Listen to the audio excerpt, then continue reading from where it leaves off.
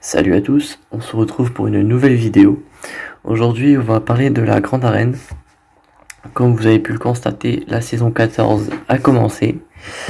Donc dans un premier temps je vais vous présenter le mode de jeu. Juste une petite précision, je suis obligé de retourner la vidéo parce que mon micro ne s'est pas activé lors de la première tentative de record, donc je suis obligé de recommencer. Donc tout d'abord le mode de jeu. Alors ça charge. Donc malheureusement, comme j'ai dit, je suis obligé de retourner. Donc pour ce qui est des combats, je vais être obligé de record par-dessus l'enregistrement que j'ai de mes combats. Et sinon pour le reste, je peux vous présenter, vous représenter, j'ai pas besoin de la vidéo pour le faire. Donc le mode de jeu. Vous voyez du coup le résultat de mon match, ce qui est dommage, mais bon. Donc le mode de jeu, ça se présente comme ceci.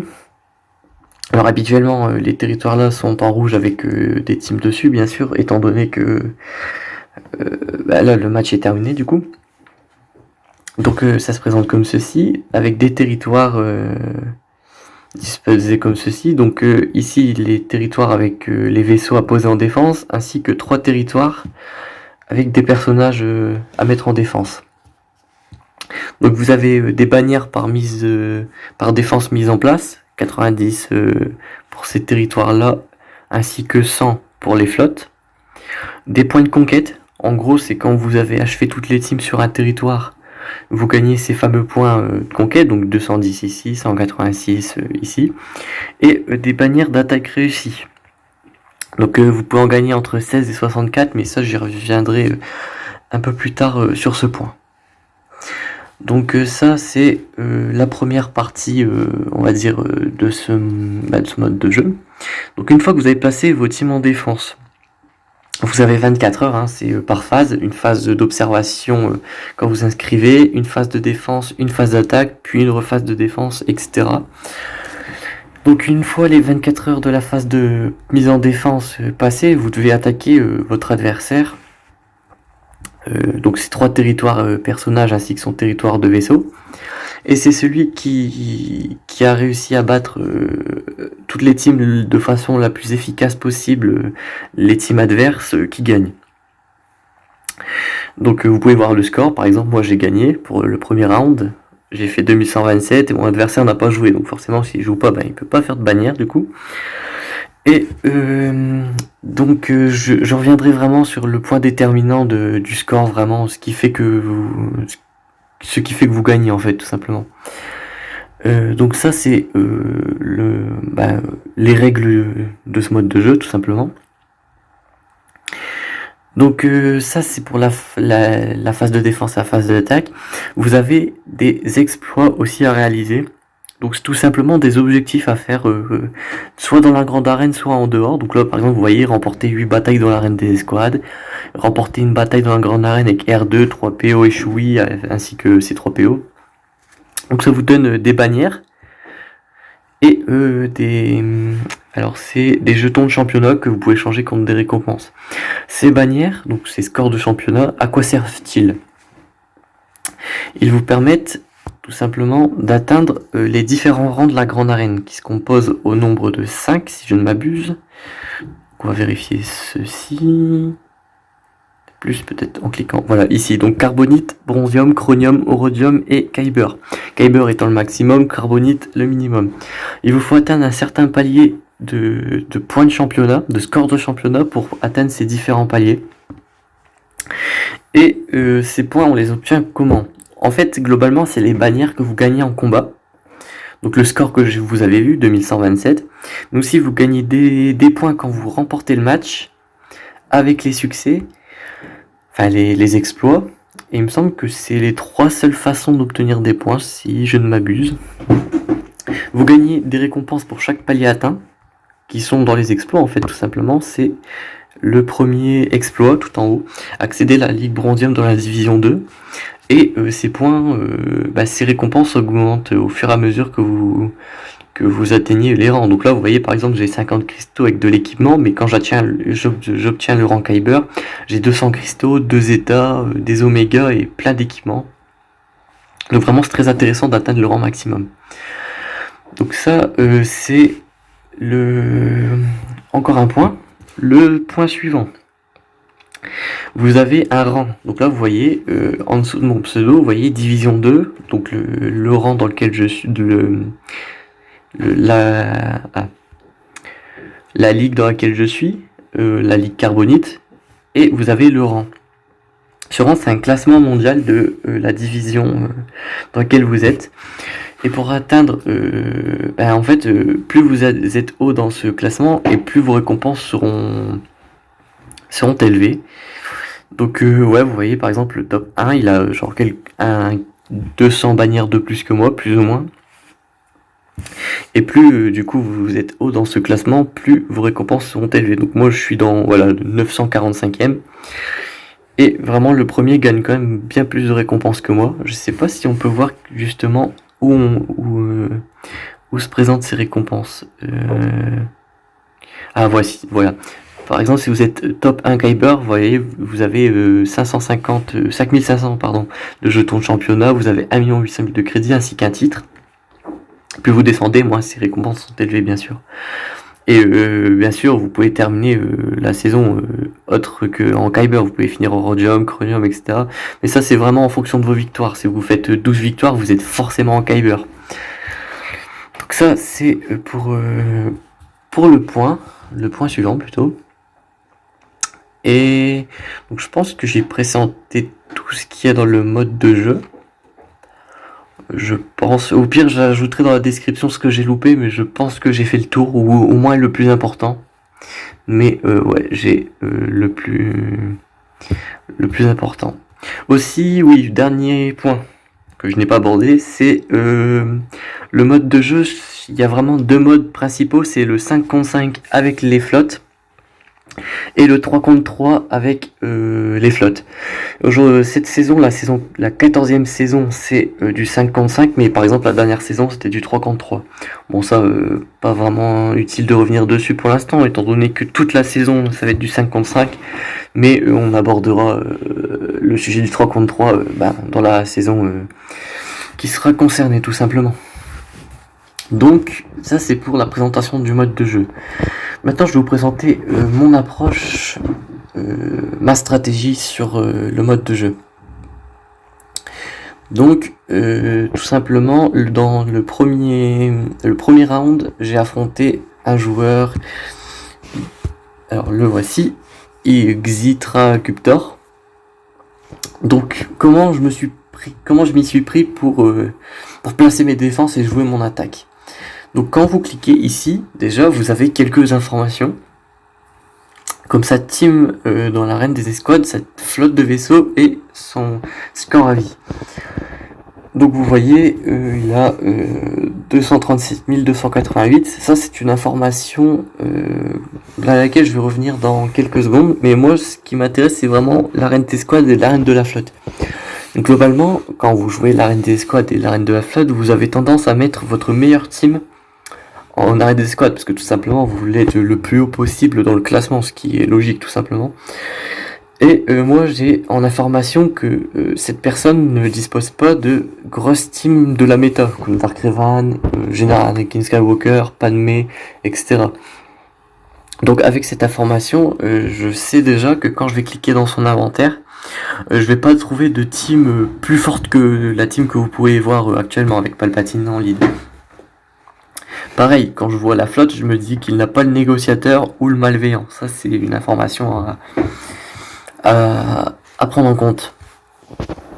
Et le score à vie. Le score à vie, en fait, j'ai théorisé, j'ai constaté surtout quelques petites choses. En fait, en fonction de comment le score de votre adversaire est élevé, vous pouvez en déduire une certaine tendance. Une tendance qui change au fur et à mesure des saisons, étant donné que ses scores augmentent quand même. Et ouais, j'ai constaté quand même beaucoup de choses. Entre 0 et 100 000 bannières à vie, je constate que c'est souvent des nouveaux joueurs, des gens qui ont repris le jeu, ou alors des gens qui ne jouent pas la grande arène. Donc vous allez constamment tomber sur des défenses automatiques. Donc c'est les défenses automatiques, qu'est-ce que c'est? C'est des défenses qui sont placées par le jeu quand vous ne placez pas vos défenses. Il place du meilleur personnage au moins bon en fonction du nombre de teams que vous avez. Donc sur le territoire du haut, vous aurez vos meilleurs personnages, et sur le territoire, le troisième territoire de personnages, vous aurez vos persos les moins forts tout simplement. Petite technique que je peux vous donner pour repérer si votre adversaire va placer une défense automatique ou non. Au début de la grande arène, regardez le score de votre adversaire, notez-le sur un bout de papier, etc. Et revenez le lendemain, plus ou moins 1 heure avant le début de la phase offensive, et regardez si le score de votre adversaire a augmenté. Si c'est pas le cas, ça veut dire que votre adversaire va placer une défense automatique. Enfin, l'ordinateur va placer une défense automatique. Si son score a augmenté, c'est-à-dire qu'il a placé lui-même sa défense. Donc à ce moment-là, vous pouvez jouer en fonction de son inventaire et placer vos défenses. Ça, c'est une petite astuce. Vous pouvez l'essayer tout simplement. Hein. Vous verrez que ça fonctionne. Et moi, je regarde toujours ce petit détail pour placer mes défenses. Surtout dans la première semaine, c'est là où on croise le plus de défenses automatiques. Donc ensuite, entre 100 et 280 000 bannières, plus ou moins, c'est des joueurs qui font au moins l'effort de placer une défense manuelle, mais qui jouent pas toujours l'attaque. Pourquoi? Généralement, ils jouent pas l'attaque quand en face, il n'y a pas la possibilité de gagner. Genre par exemple, quand je fais un score très élevé, il va pas se dire qu'il peut me battre, donc il laisse tomber. C'est un peu l'impression que j'ai. Ou ils font l'effort d'attaquer, mais globalement, ils mettent pas vraiment de stratégie, j'ai l'impression, et ils envoient un peu tout ce qu'ils veulent, leur meilleure team contre les premières teams, et ils finissent par galérer contre les teams restantes. Donc ouais, ça c'est quelque chose que je remarque très souvent. Entre 280 000 et 400 000, c'est des joueurs qui font encore des erreurs, mais qui jouent quand même beaucoup mieux. Ils ont tendance à jouer tout le temps presque, mais à faire beaucoup d'erreurs, donc c'est des joueurs contre lesquels faut pas les sous-estimer, parce qu'ils peuvent quand même sortir des bons scores, mais c'est pas des gens qui vont viser un Kyber rang 1 par exemple. Et ensuite, au-dessus de 400 000, c'est tous les bons joueurs. Ils auront les teams de la méta, ils auront une stratégie, ils feront souvent des full clear, enfin bref, c'est vraiment les joueurs les plus redoutables. Alors bien sûr, ma pensée sur les scores à vie, c'est pas une vérité générale et c'est pas forcément vrai. Un joueur entre 100 000 et 280 000, il peut complètement vous détruire. Ça m'est déjà arrivé, donc voilà. Mais c'est vraiment des tendances que j'ai remarquées, et j'en prends compte quand je joue, tout simplement. Donc ça, c'est mon approche vraiment vis-à-vis du score à vie. Prochaine étape que je veux vous montrer, c'est les statistiques. Les statistiques parlent, et vous pouvez en tirer des conclusions. Moi, les 3 stats qui m'intéressent par-dessus tout, ça va être les batailles offensives de championnat remportées et les tactiques de défense. Vous pouvez, alors c'est ces 2 chiffres qui sont juste ici, je vous les entoure. Voilà. Ces chiffres, oups, ça les a enlevés, je vais les remettre juste là. Voilà. Ces 2 chiffres, ils parlent. Ils parlent en disant globalement comment votre adversaire joue. Vous voyez que là, mon adversaire est plus fort en défense qu'en attaque. Il réussit plus souvent de défense que d'attaque. Cette statistique, elle me dit tout simplement que je vais rencontrer une défense quand même résistante. Et globalement, soit mon adversaire il va faire beaucoup d'erreurs en attaque, soit il va pas jouer. Donc ça, c'est une statistique que je prends en compte tout le temps. Moi, ce que je vous conseille de faire, c'est faire le rapport entre ces batailles offensives et ces tactiques de défense. Savoir s'il a 40% de batailles offensives de plus de réussi par rapport à sa tactique de défense, ou s'il a plus de tactiques de défense, si ces batailles offensives elles sont écrasantes par rapport aux tactiques de défense, etc. etc. Donc là, voilà, c'est une statistique que je prends en compte. Et troisième statistique, troisième statistique, c'est la statistique tout en bas, la division et le score maximal de championnat atteint. Vous voyez qu'il a jamais dépassé le Chromium en Division 2. Donc je me dis que c'est un adversaire qui joue pas souvent, qui joue mal ou voilà quoi, qui gagne pas souvent. Et donc je sais que je peux essayer des choses en attaque, je peux prendre des risques pour vraiment faire un score vraiment intéressant. C'est vraiment une statistique que je regarde, et même si très souvent vos adversaires ont un rang Kyber très très souvent, surtout dans les 2, 3 et 4e semaines de Grande Arène, moi je regarde quand même à chaque fois, on sait jamais. Surtout quand je tombe sur des top 200. Les top 200 c'est vraiment des joueurs très très forts, et ça promet toujours des matchs intéressants. Donc ça c'est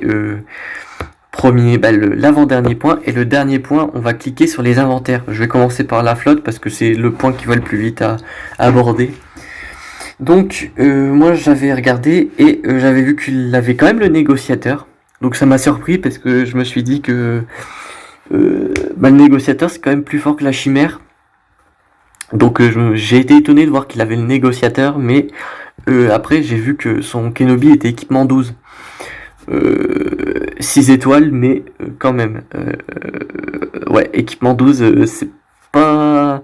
Ça fait en sorte que le négociateur n'est pas très très rapide comparé au mien, donc je peux comprendre le choix de continuer de garder la chimère en bataille de la flotte. Donc voilà, ça c'est vraiment le point que j'avais regardé sur sa bataille de flotte, et j'avais pas regardé s'il avait le Foncon Millennium. Avec Han Solo et Chewbacca. Il a le Foncon mais avec Rey et Finn, mais il a pas le Foncon avec Han. Ok, donc ça me donnait quand même l'avantage, même si je l'avais pas vu. Et le dernier point que je regarde pour approcher mon adversaire, c'est l'inventaire des personnages. Comme vous pouvez le constater, j'avais plus ou moins raison en disant qu'il n'avait pas de team méta, pas de Dark Revan en vue. Malgré qu'il a Dark Revan, et je vais vous le montrer après, ça va être un petit moment le moment drôle de la vidéo. Mais il a quand même Revan, équipement 12. Donc là je comprends tout de suite pourquoi il préfère jouer sa grosse team site en arène des escouades, étant donné que le chevalier Jedi Revan est qu'équipement 12, et la team Empire fait quand même beaucoup plus de dégâts et beaucoup plus puissante qu'une Revan. Avec cet équipement là, je veux dire. Donc ouais, je vois qu'il a CLS, donc commandant Luke Skywalker, Chewbacca, Han Solo, vraiment un trio très très solide. Les Sœurs de la Nuit, de bons chasseurs de primes. Mais globalement, oui, en dessous, voilà quoi, c'est un roster, un inventaire assez correct, mais sans plus. Le Dark Revan, qu'on peut voir juste là, équipement 6 ou 7, vraiment pas très très dangereux à ce stade. Même avec Pastille Achan très très haut en équipement, comme vous pouvez le voir sur la première ligne, avant-dernière case, Relic 7, le Zeta, donc ouais, vraiment une Bastille solide, mais même s'il avait mis Dark Revan en défense, ça aurait pas été très très solide. Bon, je vous spoil en vous disant qu'il a pas mis Dark Revan, mais bon, ça aurait pas été très intéressant en tous les cas. Donc ça, c'est la première chose que je regarde. La deuxième chose que je regarde, c'est la vitesse de ces personnages. Je regarde le personnage le plus rapide, en l'occurrence Yoda. Et je constate que son personnage le plus rapide a que 241 de vitesse. Ça veut dire deux choses. C'est-à-dire que aucun personnage n'aura plus de vitesse que Yoda, sans unique et sans capacité de chef, j'entends. Hein. Et deuxième chose, c'est que tout simplement, il n'a rien du tout pour battre ma team Dark Revan. Donc ça, c'est en one shot, je veux dire. Hein. Je pense que s'il mettait plusieurs teams, il aurait pu en venir à bout, mais ce n'est pas le cas. Donc voilà, donc ça c'est la deuxième info que je regarde quand je joue l'inventaire. Et troisième et dernière info, je regarde les teams non méta. Première team que je regarde à chaque fois, c'est les soldats de l'Empire. Donc spoiler, il les avait. Hein. Pourquoi je regarde ce genre de team ? Donc ouais, soldats de l'Empire, je regarde les Sœurs de la Nuit aussi, parce que ça c'est quand même une team très solide en défense. Qu'est-ce que je regarde d'autre ? Je regarde s'il a les Géonosiens aussi. Géonosiens c'est un G. Donc voilà, Géonosiens, il les a. Tous équipements 12. Je regarde aussi là les Jawa, on sait jamais. Et dernière team que je regarde, c'est la 501ème. Savoir si ces clones sont élevés, mais en fait là c'est pas le cas, donc voilà. Donc ça, c'est des choses que je regarde pour savoir comment gérer ma défense. On va reprendre l'exemple des soldats de l'Empire très très rapidement. C'est une team qui joue extrêmement vite s'ils ont l'avantage de vitesse dès le début de combat. Donc ça, c'est une team où je vais faire attention à leur vitesse et pas faire l'erreur de mettre par exemple les Ewoks sur le devant, puisque ça lui donnerait 60 bannières gratuitement. Et moi, le but, c'est de gagner tout simplement. Donc je vais pas lui donner des points gratuits, je vais essayer de lui en faire perdre un maximum. Donc si je mets mes Ewoks, ce sera dans le bac tout simplement. Donc ça, ouais, ça c'est une team que je regarde. Les Sœurs de la Nuit, pour savoir si je dois garder Wat Tambor en défense ou en attaque. Là, globalement, je l'avais gardé en attaque dans l'éventualité où j'aurais dû affronter ces Sœurs de la Nuit, tout simplement. Donc voilà l'approche que j'apporte à ma grande arène avant de placer mes défenses. Donc, regardons mes défenses. Il n'a pas attaqué, donc vous n'allez pas pouvoir voir si c'était très très fort en défense, mais globalement c'est une bonne défense que j'utilise très souvent. Donc comme je l'ai dit, j'ai mis Dark Revan en défense. Vous pouvez le voir, c'est la team en bas. Je l'ai mis en défense parce que, comme je l'ai dit, son personnage le plus rapide est à 241 de vitesse. 341 de vitesse, c'est beaucoup moins que mon Dark Revan. 318. Et pour battre Dark Revan, il vous faut une team plus rapide. Et 318, je vous apprends rien, c'est beaucoup plus rapide que 241. Donc je savais que si je mettais Dark Revan en défense, il aurait fallu utiliser plusieurs teams ou une stratégie qui lui aurait fait perdre beaucoup de bannières. Donc je savais que je pouvais gagner des points là-dessus. Donc ça, voilà, la seule et unique raison pour laquelle je l'ai mis en défense. La vitesse, et bien sûr c'est une team très puissante, donc forcément si jamais t'es en défense, je savais que ça aurait pu me rapporter beaucoup de points. Deuxième team, c'est la Résistance. Résistance, c'est pas une team très très forte en défense, mais moi je la déteste en attaque parce que je fais toujours un score assez épouvantable avec. Donc je préfère la mettre en défense.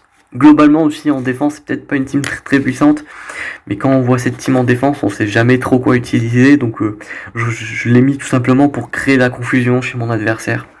Bon, ça ne servait à rien, parce que il l'a pas joué, mais voilà.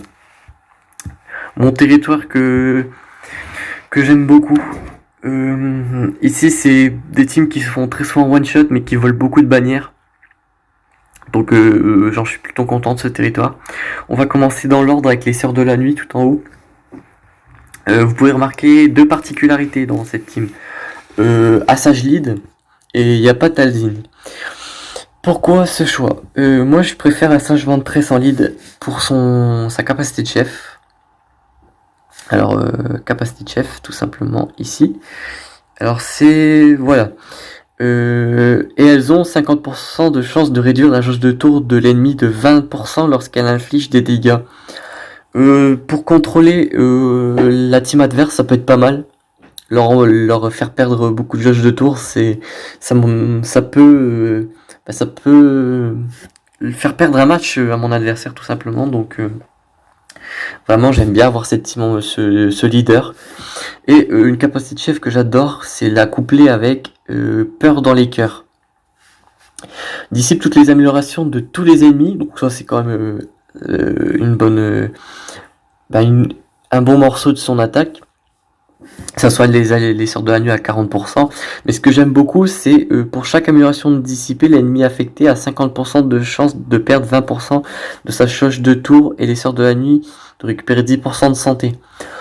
Donc beaucoup de manipulation de jauge de tour avec la capacité de chef et peur dans les cœurs. Vous pouvez réduire carrément à 0% une jauge de tour si vos adversaires disposent de beaucoup d'améliorations. Donc une très bonne capacité de chef. Et deuxième particularité de cette team, c'est que je joue pas Talzin. Deux raisons à cela. Déjà je l'ai pas équipé, donc ça au moins c'est réglé. Et deuxième raison, c'est que je préfère l'acolyte. L'acolyte, un personnage très très drôle que j'aime beaucoup, surtout en 3 contre 3, mais en 5 contre 5 c'est aussi drôle. C'est juste pour sa basique tout simplement. L'acolyte des Sœurs de la Nuit a 90% de chance de gagner le camouflage pendant 2 tours. Qu'est-ce que ça implique? Ça implique déjà d'être invisible, donc aucun adversaire ne peut la focus. Et deuxième raison, et je vais vous présenter ce personnage qui est un peu un turbo crack des Sœurs de la Nuit, c'est le zombie. Le zombie, qu'est-ce qu'il fait? Si le zombie est équipement 10, en fait vous débloquez le sacrifice immortel, et tant qu'une Sœur de la Nuit est en vie, il ne peut pas mourir, il revient en vie en boucle. Donc en fait, tout simplement, il est immortel. Et si on coupe à ça l'acolyte et sa basique où elle est invisible, en fait tout simplement elle est intouchable. Elle est intouchable parce que le zombie il reste à découvert et l'acolyte est invisible. Donc on peut pas l'attaquer tant qu'elle n'est pas la dernière sur le terrain, mais le zombie il est immortel, ce qui veut dire que si votre adversaire n'a pas d'attaque en zone, il ne peut pas atteindre l'acolyte. Donc c'est une bonne chose. Ah, et surtout, le zombie ne peut pas être annihilé par Nihilus, donc si Nihilus utilise l'annihilation sur le zombie, il revient quand même à la vie. Donc ça crée la situation dans laquelle un ennemi utilise une team sans attaque en zone, et il finit par faire une égalité, donc le timer arrive à 0, parce qu'il peut pas taper l'acolyte. Donc c'est une des raisons pourquoi je préfère l'acolyte à Mertalzin. Bon, j'ai pris un peu de temps pour l'expliquer, mais au moins vous comprenez ma démarche. Grievous, une team sur laquelle j'ai quelques équipements et beaucoup de Zeta, c'est pour ça que je la mets en défense. Une team avec énormément d'attaques en zone. En fait, ils ont presque tous une attaque en zone. Donc, pour enlever des bannières, c'est excellent.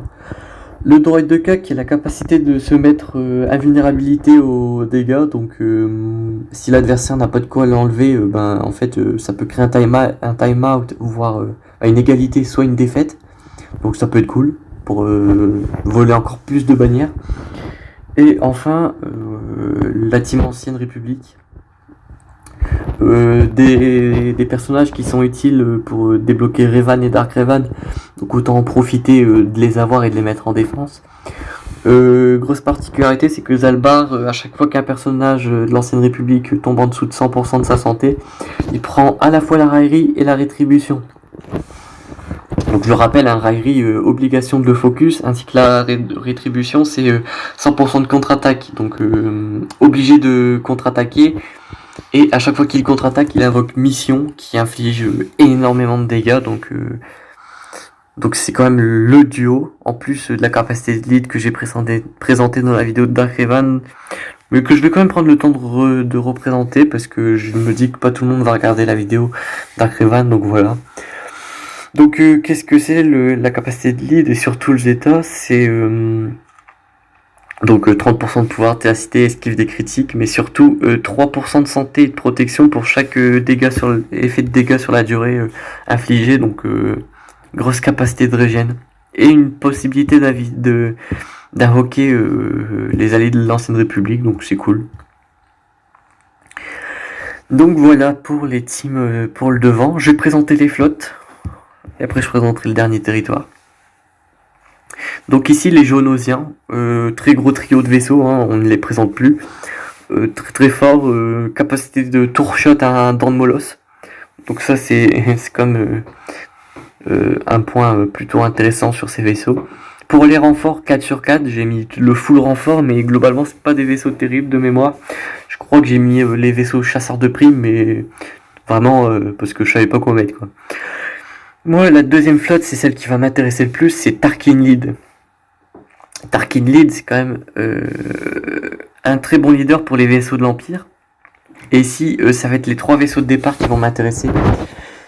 Les renforts, c'est pareil, j'ai pas mis grand chose. J'ai mis le TIE impérial et 3 vaisseaux un peu au pif qui donnent de la régénération sur les vaisseaux, mais vraiment rien d'intéressant. Nous, ce qui va nous intéresser, c'est ces 3 vaisseaux. Le bombardier, surtout. C'est vraiment le vaisseau intéressant de cette composition. Dissipe toutes les améliorations dont disposent les ennemis, donc ça c'est très très fort. Surtout sur une team où il y a quand même beaucoup de bonus. Leur inflige ensuite des dégâts physiques et l'effet de brûlure pendant 2 tours qui fait beaucoup de dégâts sur la durée. Pendant 2 tours du coup. Les rebelles ne peuvent pas résister à cet effet ou le dissiper. Donc déjà, ça c'est très très fort parce que c'est un gros counter pour les vaisseaux rebelles. Et surtout, ça inflige beaucoup de dégâts, donc c'est quand même une team où il faut avoir une grosse flotte pour pouvoir les tomber rapidement, sinon ça devient très vite la galère. Donc voilà, ça marche, cette compo elle fonctionne contre la flotte Homme avec le Faucon Millennium, donc c'est quand même quelque chose de assez intéressant.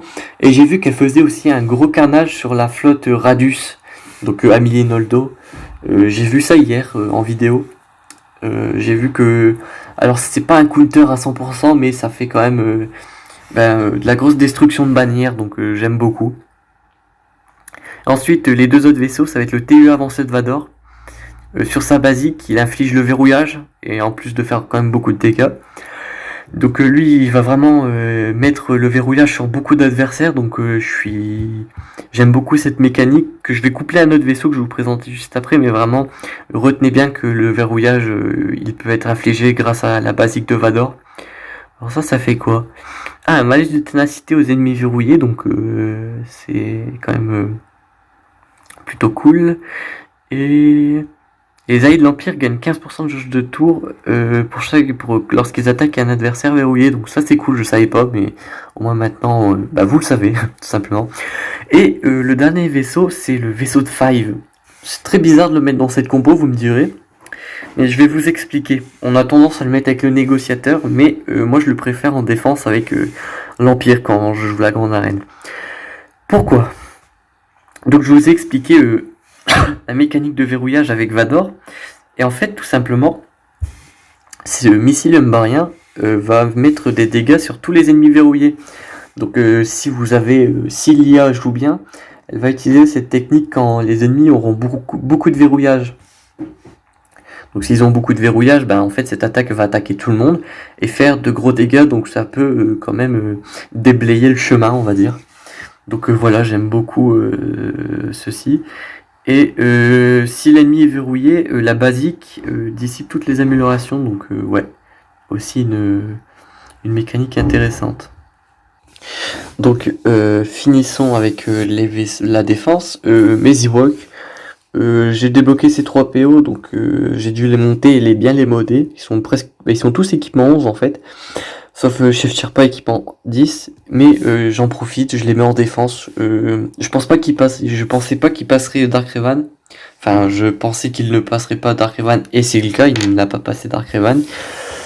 Donc voilà, je me suis dit que autant les mettre en défense, je les utiliserai pas en attaque, et même s'il passait Dark Revan, c'est pas grave, il aurait déjà perdu plein de bannières, donc voilà, je lui offre des points, on va dire.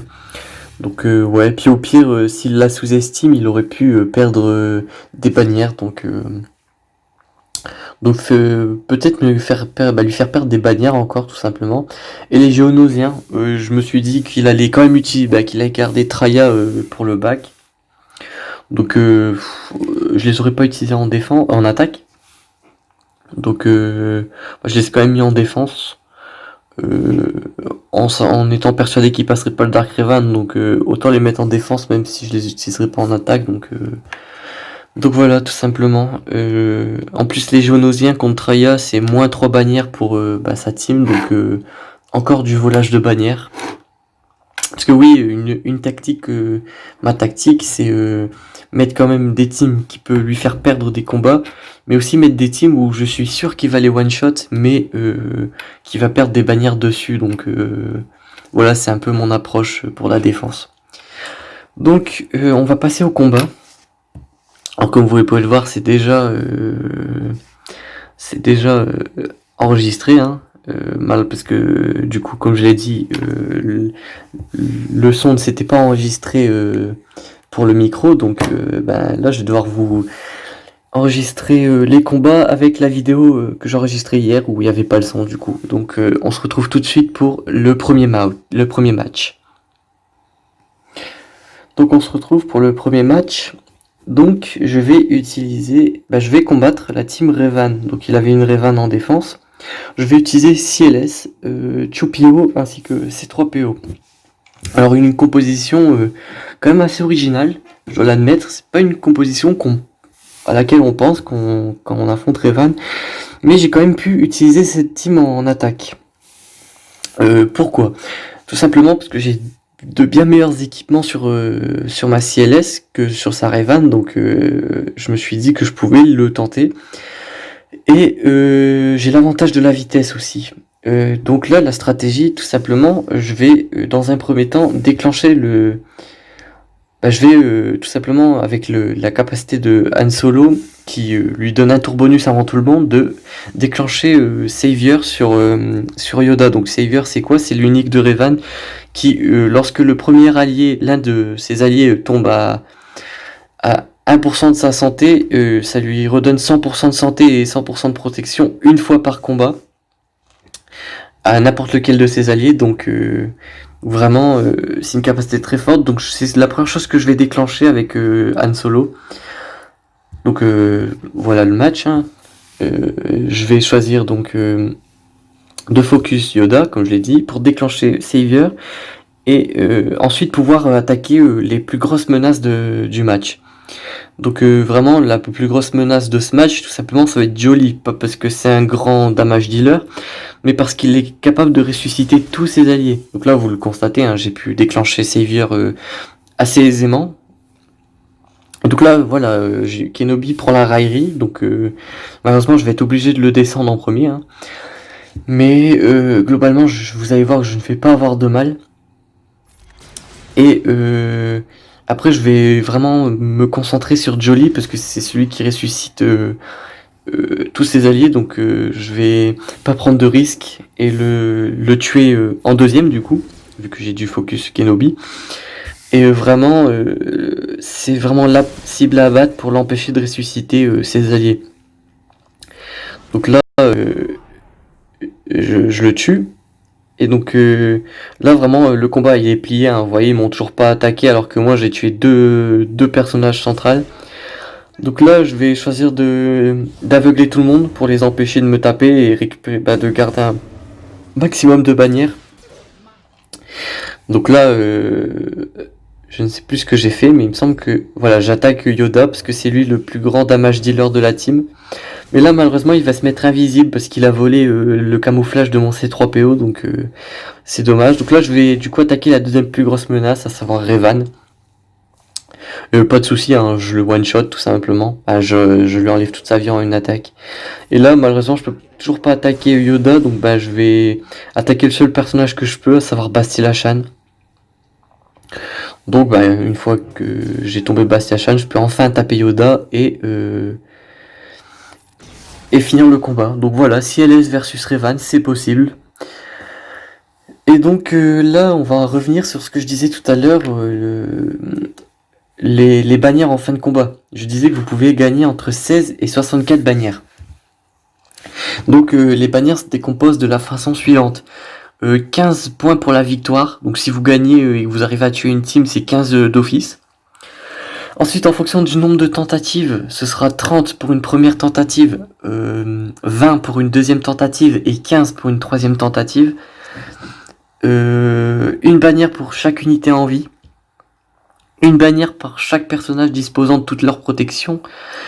Une bannière pour chaque personnage disposant de toute leur santé. Et là, c'est pas le cas, mais si jamais vous faites un 4 contre 5, vous avez 4 bannières pour escouade réduite, où en gros vous avez laissé un slot vide et vous avez fait un 4 contre 5. Donc en gros c'est la bannière pour l'unité en vie, la santé, la protection et une en plus pour avoir pris le risque. Donc voilà, donc c'est pour ça que vous pouvez avoir entre 16 et 64. 64 étant un seul otage, donc 1 contre 5, et vous avez toute votre vie, toute votre protection. Et 16 bannières c'est la victoire ainsi que une dernière unité en vie, donc voilà, une dernière unité en vie qui n'a pas toute sa santé et toute sa protection, hein, je l'entends. Donc voilà, je vous retrouve tout de suite pour le deuxième match. Donc nous revoilà pour le deuxième match. Une team Empire contre une team Ewok. Vous allez dire que c'est probablement overkill, mais la team en face était complètement équipement 12. Et globalement, j'avais un peu peur de ce qui pourrait se cacher derrière le territoire du bas, donc j'ai préféré la jouer un peu safe. Donc comment fonctionne cette team? Déjà faut savoir que Dark Vador il a plus 8 de vitesse pour chaque allié de l'Empire. Donc là il y a 4 alliés, donc 4 x 8, hein, donc ça fait 32. Et donc avec ça je savais que mon Vador était plus rapide que toute sa team Ewok réunie. Enfin plus rapide que chacun de ses Ewoks. Donc je savais que je jouerais premier. Ensuite, deuxième point à savoir, c'est le Zeta de Palpatine hein, sur le lead. Si vous avez vu ma vidéo sur les Zeta pour débutants, vous savez ce qu'il fait. Mais je vais quand même le rappeler, 5% de jauge de tour pour chaque malus que l'adversaire va perdre. Hein. Donc je vais jouer avec ça. Ça va me permettre de jouer une boucle infinie en fait et de ne laisser aucun tour à mes adversaires. Thrawn il est là pour vraiment gérer la récupération de protection. Et globalement Tarkin et Pilote c'est vraiment pour du rajout de malus et pour pouvoir profiter, pour tirer au mieux parti de l'unique de Vador tout simplement. Donc on va lancer le combat. Hein. Donc là oui, je vais faire un petit fast forward. Alors on va passer directement au début, parce que là en fait j'expliquais tout simplement ce qui se passait. Donc là, la première capacité que j'utilise avec Vador, c'est l'écrasement de force. Sous Palpatine, vous avez un tour gratuit. Donc voilà, hein, c'est gratuit donc j'en profite. Je passe sous Massacre Implacable, donc la dernière spéciale. Vous voyez, au-dessus de la tête, les Ewoks ont ce bonus, ce malus, enfin cet état du Massacre Implacable. Ce qui me permet de taper n'importe qui... même s'ils ont la raillerie. Et surtout, à chaque fois que je déclenche un de ces états, je gagne un tour gratuit. Donc là, c'est ce que j'étais en train d'expliquer. Hein. Malheureusement, le micro n'avait pas fonctionné. Donc là, je vais essayer de mettre un maximum d'entraves de capacité, parce qu'ils ont des capacités assez reloues. Surtout l'ancien Ewok qui fonctionne un peu de la même façon que Jolly, sauf que lui, il ne ressuscite que un Ewok à la fois. Parfois deux, il me semble, mais vraiment un, c'est sûr. Là, je vais, me semble, utiliser l'écrasement de force parce que Thibaut n'a pas de capacité spéciale très entravante, donc j'en profite de pouvoir... voilà, donc là j'ai mis 4 entraves de capacité, donc j'étais plutôt content.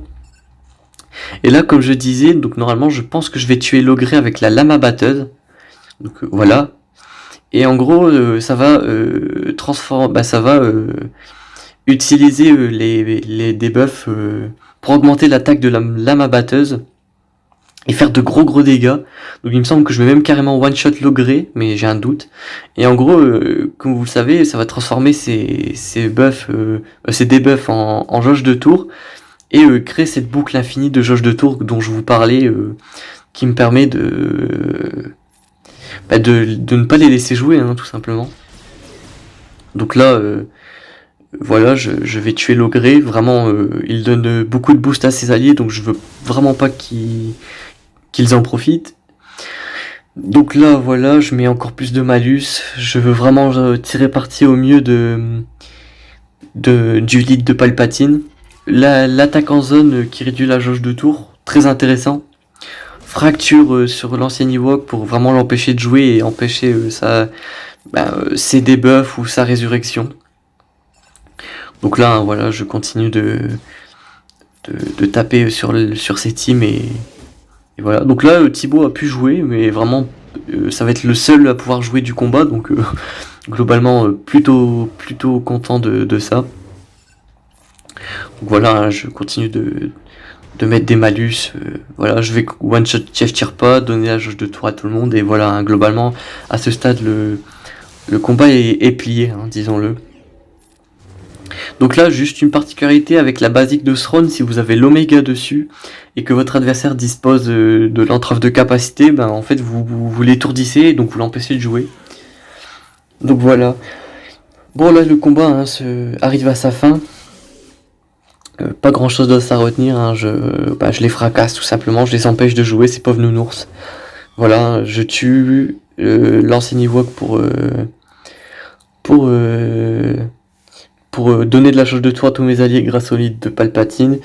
Et là, vu que Thibaut a joué et a mis un coup à Palpatine, je vais utiliser la dernière spéciale de Thrawn qui redonne 40% de protection à la personne ciblée, donc Palpatine, pour être sûr d'avoir les 60 bannières et faire le score maximum. En tout cas, on se retrouve pour le prochain combat. Ouais, on se retrouve tout de suite. Donc, on se retrouve tout de suite pour le deuxième combat. Ici, très très intéressant. Je suis très très fier de ce combat. Padmé en 4 versus 5 versus CLS. Donc ici, tous les personnages étaient équipement 13 à part T3M, R2D2, pardon. Donc ici, on va jouer avec une seule et unique mécanique. C'est lorsque un adversaire joue en dehors de son tour contre la team Padmé, vous gagnez 20% de protection qui n'est pas cumulable. Et donc, globalement, vos adversaires ne peuvent pas vous mettre beaucoup de dégâts. Ça, c'est la particularité, hein, vraiment, de la team Padmé, j'insiste dessus. Vous gagnez vraiment 20% de protection non cumulable à chaque fois qu'un adversaire joue en dehors de son tour. Et CLS, donc cette team que vous voyez en face, tire vraiment une grosse partie de ses dégâts d'attaque en dehors de leur tour. Donc je vais vraiment tout simplement profiter de cette unique pour gagner le combat. Hein. Donc on va vraiment voilà. Donc vous voyez, avec tout le gros de leurs dégâts, ils n'ont pas retiré beaucoup de dégâts, beaucoup de protection à Padmé. Sinon, en termes de focus, moi je préfère focus Chewbacca. C'est lui qui fait le gros des dégâts dans la team adverse. Donc ouais, si je peux le tomber en premier, si j'ai le choix, c'est vraiment lui que je vais attaquer en premier.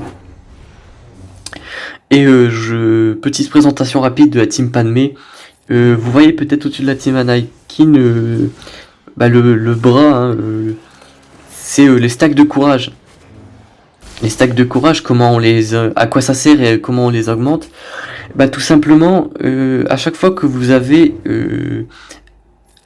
un stack de protection, vous gagnez un stack de courage, ou deux, je ne sais plus très exactement, mais il me semble que c'est 2 stacks. Et au début de votre tour, quand vous avez ce stack de protection, il se transforme en stack de courage et tout simplement ces stacks de courage, à quoi servent-ils? C'est des dégâts en plus, de gros dégâts en plus, qui doivent être en fonction de la santé maximale de l'adversaire, me semble-t-il. Quelque chose comme peut-être 5% de la santé maximale, parce qu'il faut quand même 20 stacks pour one-shot un adversaire. Donc, ouais, je pense que ça doit être 5%. Hein. Je pense que ça doit être à vérifier, mais ouais, je pense pas être très très loin de la vérité. Donc là, vous voyez, hein, j'ai tué Chewbacca comme prévu. Chewbacca, pourquoi je le focus en premier? Comme je l'ai dit, c'est parce qu'il a de gros dégâts, mais surtout parce qu'il donne la garde à 2 de ses alliés rebelles. Donc il la donnera nécessairement à Han Solo et à l'allié rebelle le plus faible de la bataille.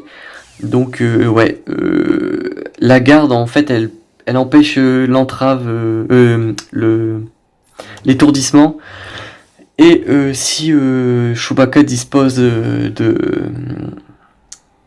du Zeta, il redonne 3% de protection à ses alliés qui ont la garde à chaque fois qu'il joue. Donc ouais, très intéressant comme Zeta.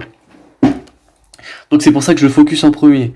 57 bannières du coup, hein, j'en suis venu à bout. Et donc ouais, j'en suis plutôt content de ce match. J'étais pas sûr qu'il fonctionnerait, mais il a fonctionné. Donc là on se retrouve tout de suite pour le prochain match. Donc je vais pas faire un cut dans la vidéo vu que là ça va aller quand même assez vite. Voilà. Bon là la dernière team, sa team la plus forte restante, ça va être sa chasseuse de primes. Donc j'ai vraiment pas envie de perdre, donc je vais envoyer la team la plus puissante qu'il me reste, à savoir Revan. Bon, face pas très rapide les chasseurs de primes, donc je vais pouvoir être plus rapide, hein, parce que j'ai quand même des bons modules sur ma team Revan. Ainsi que la capacité de chef, plus 5% de vitesse pour chaque allié Jedi ou de l'ancienne République. Donc ça me donne la possibilité d'être encore plus rapide. Donc à l'entrée du match, vous avez vu que j'ai réduit la jauge de tour avec la deuxième spéciale de Yoda, parce que Bossk c'est celui qui a la raillerie, donc obligé de le focus dans ces cas-là. Donc je veux vraiment empêcher de prendre cher tout simplement, et d'éviter d'avoir le focus.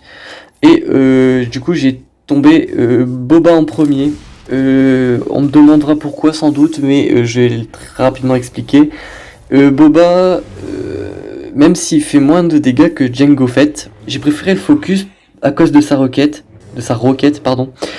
Parce que sa roquette, elle met un certain nombre de dégâts en fonction des bonus et des malus sur le personnage. Donc plus votre personnage a de malus et de bonus, plus cette roquette va faire mal. Arrivé à un certain stade, la roquette one shot, donc je voulais pas prendre de risque. Donc là je vais mettre en pause pour terminer d'expliquer le combat précédent. Donc ouais, vraiment je voulais pas prendre de risque. Malgré que Django frappe plus fort en termes général.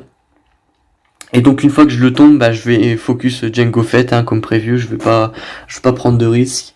Après je vais tuer Bossk comme vous avez vu, et après bah, je vais tuer ce qui reste, hein, les personnages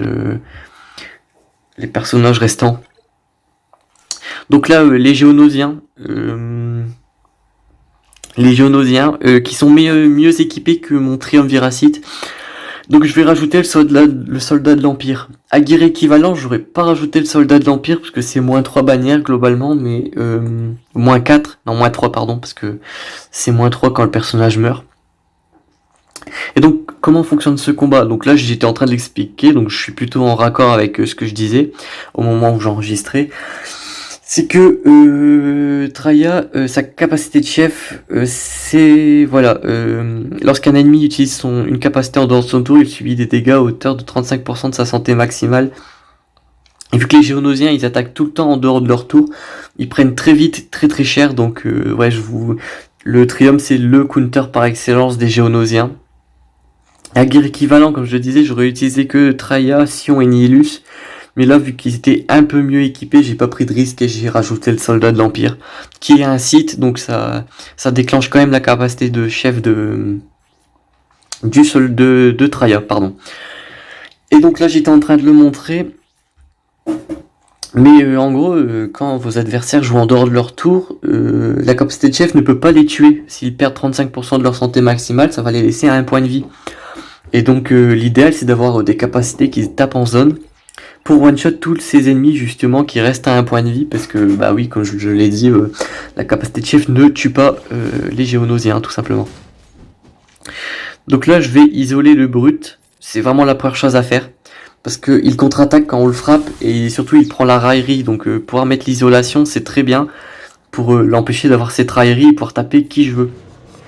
Là j'augmente les délais de relance de mes adversaires, parce que l'espion peut one-shot avec sa spéciale. Et surtout je veux avoir l'annihilation de mon Nihilus, hein. C'est vraiment ça l'attaque principale de ce personnage et tout l'intérêt de l'avoir. L'attaque en zone pour enlever les malus, les bonus d'attaque pardon, et pouvoir affliger le crâne que vous voyez au-dessus d'eux qui oblige mes adversaires à focus Sion d'Arxion si le soldat de l'Empire n'a pas sa raillerie tout simplement. Donc là, vous le voyez, j'ai tué la brute, parce que une fois qu'il est mort, bah, ses alliés n'attaquent plus en dehors de leur tour. Globalement, on arrive à le tuer quand il lui reste un point de vie, mais là, visiblement, j'ai pu le faire avant, donc bah, j'en ai profité, hein, j'ai pu essayer et j'ai réussi. Donc là, j'ai tué l'espion, parce que c'est la deuxième plus grosse menace après le chef, bien sûr. Et là, c'est juste une affaire de clean-up. Donc là, je vais utiliser l'annihilation sur Poggle, mais vraiment, c'est vraiment pour le plaisir de l'utiliser, quoi. Hein.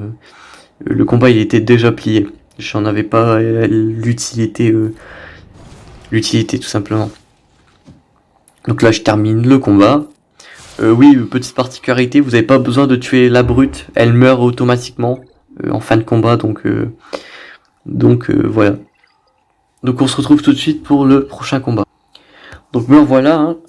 Donc là à ce stade il me restait qu'une team Grievous avec HK à tomber et ses soldats de l'Empire qui n'avaient pas gardé en attaque d'ailleurs. Donc mes Ewoks étaient tranquilles dans tous les cas. Donc ici chaque Cyclone, c'était la team la plus puissante qui me restait. Donc bah j'en profite, hein, 60 bannières gratuits ça se prend. Ouais, vraiment, ici, ça va être un no match, hein, je vais complètement les oblitérer. J'aime bien le mot oblitérer, hein, c'est vraiment un mot assez stylé. Donc là, je vais vraiment défoncer sa team, je vais avoir vraiment aucune difficulté. Donc ouais, pas de choses à savoir. À ce stade, j'avais quand même encore mes chasseurs de primes ainsi que c'était oui le premier ordre. Donc ouais, pas grand chose à savoir. Ici, savoir quand même que la grenade d'écho peut étourdir les druides. Donc ouais, intéressant. Et la capacité basique de chaque ti dissipe les améliorations des adversaires. Donc voilà, tout simplement, 60 bannières gratuites. C'est parfait. Donc là, ça va aller très vite, hein, le dernier match contre les soldats de l'Empire. Donc je vais décider d'utiliser le premier ordre parce que malgré tout, les adversaires, même s'ils sont pas très lents, ils disposent de la capacité de chef de Virs qui donne plus 20 de vitesse à tous les soldats de l'Empire. Donc vraiment, je veux avoir le premier ordre parce que Kylo Ren sans masque donne plus 30 de vitesse avec son lead quand vous avez le Zeta dessus. Donc ouais, ça permet de compenser les bonus de vitesse qu'ils ont. Et surtout, les soldats de l'Empire, c'est un contre excellent contre les chasseurs de primes. Donc j'ai pas tenté de faire le fou. Petite particularité, c'est que je rajoute Watt, Tembor, pour donner une raillerie qui ne se dissipe jamais et qu'on ne peut pas dissiper. Donc ouais, raillerie infinie sur un tank. Donc ici Kylo Ren sans masque. Et là, c'est je sais plus comment elle s'appelle cette attaque, mais c'est la toute dernière spéciale de Wat Tambor qui permet à un attaquant d'ignorer tout simplement la défense de votre adversaire ainsi que plus 15% de jauge de tour pour chaque ennemi qui joue son tour. Donc au cas où il jouerait, c'est plus 15% de jauge de tour sur l'exécuteur, c'est le personnage sur lequel je vais décider de le mettre. Donc voilà pourquoi j'ai mis Wat Tambor. Donc surpris de voir que mes adversaires vont quand même pouvoir jouer leur tour. Je pensais pouvoir les contrôler suffisamment la team adverse pour ne plus me soucier de leur tour, mais ils vont pouvoir jouer. Donc finalement, la dernière spéciale de Wat Tambor est utile. Donc ouais, ici, je sais plus ce que je vais faire, mais je sais que je vais utiliser la spéciale de Kylo Ren qui met 2 tours d'étourdissement sur n'importe quel ennemi qui ne peut pas être résisté sauf si votre adversaire est immunisé à l'étourdissement, mais ils sont pas très nombreux dans le jeu, donc voilà. Ah, j'utilise plutôt sur Stark, oui, parce que je me disais que Stark était le personnage le plus rapide, donc si je peux vraiment l'empêcher de jouer, c'était parfait. Là, j'attaque le Death Trooper. Parce qu'il a la marque de la mort et ça fait beaucoup de dégâts. Donc si je peux le tomber rapidement, c'est parfait. Donc là, je réduis la jauge de tour du Snow Trooper parce que c'est celui qui était le plus haut en jauge de tour. Donc là, le Death Trooper qui va être très chanceux, qui va esquiver, je crois, 3 de mes attaques. Donc pas de chance. Voilà, 2 attaques déjà, et là peut-être une troisième. Ah non, 2 attaques, ok. Mais ouais, très très chanceux de sa part. Mais ça ne change rien à l'issue du combat, malheureusement pour eux. Donc là, je donne un maximum de jauge de tour à mes alliés du premier ordre grâce à Kylo Ren avec masque pour le coup. Réduire la jauge de tour si je peux avec l'officier et sa dernière spéciale. Et là, ouais, c'est vraiment une affaire de déblayage. Là, je vais tenter voilà, l'étourdissement sur le Snow Trooper et je vais réussir, donc c'est parfait. Bon, là, j'ai donné une tech à l'officier, mais pas primordial. Hein. Là, je vais voilà, essayer de soigner ma team pour faire un maximum de bannières. Malheureusement, il va utiliser une attaque en zone pour me casser de la bannière. Donc très problématique. Mais globalement, il me semble que je vais quand même finir avec 59 bannières, donc voilà, tout simplement. Donc là, je vais utiliser l'attaque, voilà, celle-ci, et je peux soigner un peu l'exécuteur, et être sûr d'avoir mes 59 bannières comme prévu. On se retrouve pour les batailles de flotte, à tout de suite.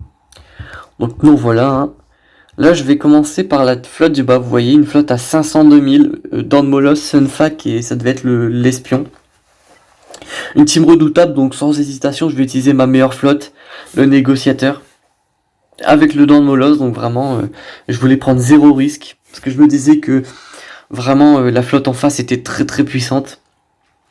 Pas assez puissante pour rivaliser avec un négociateur, mais je me suis dit que je voulais prendre zéro risque et vraiment triompher de ce combat sans difficulté. Donc voilà, donc on rentre dans le combat. Donc le Dan Molos, un meilleur tank du jeu, peut-être pas le meilleur vaisseau, mais au moins le meilleur tank, très versatile car il va dans toutes les teams. J'adore ce vaisseau. Très difficile à le tomber sans les bons vaisseaux d'ailleurs, donc je suis plutôt content de le prendre en attaque. L'attaque en zone pour infliger la confusion vu que les Géonosiens aiment bien jouer en dehors de leur tour. Là je vais décider de donner de la jauge de tour ainsi que de la protection à Anakin. Plo Koon pour soigner de la protection, donner de la jauge de tour et vraiment tomber au plus vite ce Dan Molos qui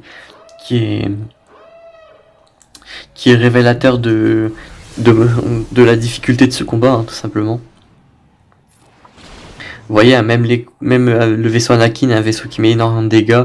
Je suis pas dans une bonne position pour en venir à bout sans difficulté. Donc ouais, vraiment un très bon vaisseau, sans hésitation. Donc là, je vais invoquer Ahsoka pour enlever tous les bonus sur le Dan Molos et enlever tous les bonus sur Boba Fett. Voilà. Attaque en zone pour faire un maximum de dégâts. Donc là, ils vont soigner malheureusement.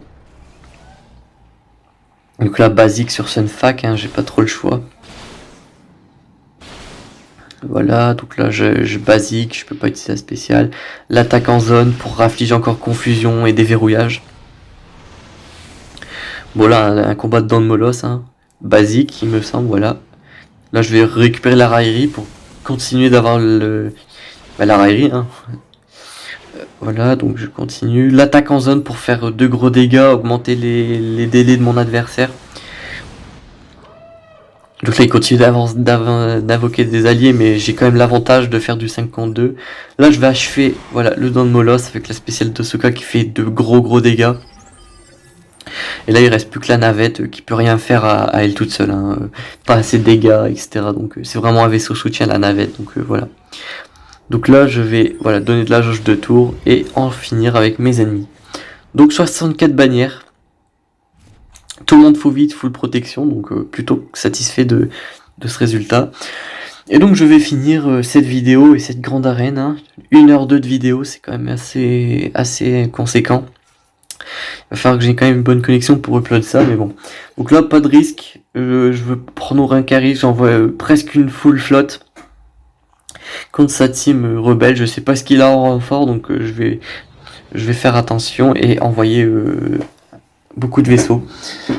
Même si c'est un no match, hein, j'ai deux meilleurs vaisseaux avec deux meilleurs équipages, donc je vais en venir à bout très facilement. Et j'aurais même pu faire sans renfort, mais voilà, je voulais pas prendre de risques. Je savais à ce stade que c'était gagné, donc voilà. Donc là, hein, vous voyez, hein, j'ai aucune difficulté à en venir à bout, voilà. J'ai perdu une bannière de protection, de santé et de protection sur Bistan. Mais voilà, j'ai quand même bien géré le combat. Et là, vous voyez les 2127 bannières que vous avez pu voir en début de vidéo. Bon, moi, je vais pas extrapoler très longtemps, hein. 1h04 de vidéo, c'est déjà plus qu'il n'en faut. Je mettrai des timecodes en description si vous connaissez déjà le mode de jeu et tout, c'est rien que je vous le présente, hein. Mais si mais vraiment la partie stratégie et attaque, je pense que ça va quand même globalement vous intéresser. En tout cas, j'espère que le son s'est enregistré cette fois, parce que j'ai pas envie de recommencer une troisième fois. Ça ferait 3 heures d'enregistrement, ça fait beaucoup pour une seule vidéo. Et je vous dis tout simplement rendez-vous au prochain match ou pour la prochaine vidéo. Je vous dis du coup à la prochaine, salut.